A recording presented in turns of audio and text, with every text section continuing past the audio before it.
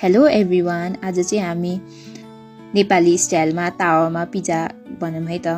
हामीले चाहिँ फर्स्टमा रोटी बनायौँ अनि रोटी चाहिँ हामीले एक साइड मात्रै पकाएको छौँ, अर्को साइड चाहिँ पकाएको छैनौँ। त्यसपछि त्यो माथि चाहिँ पिज्जा सस हाल्यौँ, त्यसपछि थोरै प्याज हाल्यौँ अनि त्यसपछि थोरै क्याप्सिकम पनि काटेर हाल्यौँ। हामीले चाहिँ पिज्जाको जसरी राम्रोसँग काटेको छैनौँ, यतिकै नर्मल तरिकाले नै काटेको छौँ।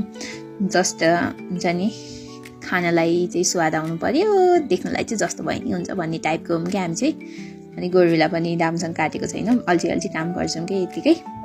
अनि धेरै थोरै कोरेर राखेको चिज हाल्यौँ अनि चिज चाहिँ मजाले नै हाल्यौँ अनि मजाले सबै मजाले ढाक्ने गरी चिज हालेर हामीले चाहिँ अघि जुन भाँडोमा रोटी बनाएको थियौँ नि हो त्यही तावामै त्यो अघि रेडी गरेको पिज्जालाई हाल्यौँ।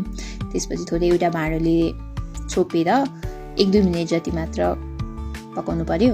यो भाँडो चाहिँ तातिरहेको भएको हुनाले सो अनि हेर्न सक्नुहुन्छ चिज पनि मजाले पग्लिसकेको छ।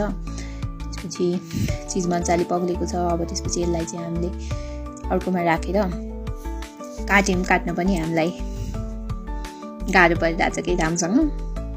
अनि त्यसपछि मजाले काटेर अनि त्यसपछि सबैजना खाँदैछौँ। हाम्रो सानो भाइ सुदीप अनि हाम्रो अङ्कल चाहिँ कुक हो है पिज्जा बनाउने। अनि सानो भाइ चाहिँ मिठो छ भन्दैछ अनि मैले खाएँ, मलाई पनि एकदम धेरै मिठो लाग्यो। हस्, थ्याङ्क यू सो मच।